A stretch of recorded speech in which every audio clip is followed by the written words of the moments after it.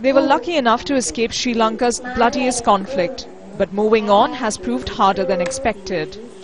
Veena and her children are ethnic Tamils who were recently set free from a government detention centre. But Veena's husband wasn't so fortunate.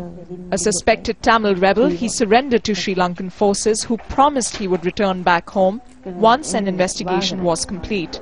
It's because the government said the war was over that I believed them and handed over my husband. They have to tell me what happened to him. Sri Lanka's fractured present has its roots in the country's troubled past. The end of the civil war in 2009 brought untold misery to tens of thousands of Tamils.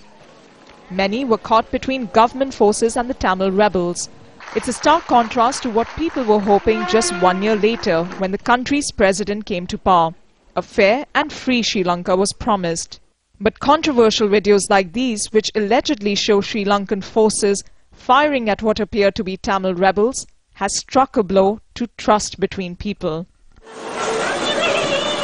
In towns like Chenkaladi, where Tamils now make their homes, not much has changed. Many people are too afraid to speak out against the government. In the capital, Colombo, each day a family looks for their son, husband or father who disappeared as a result of the conflict.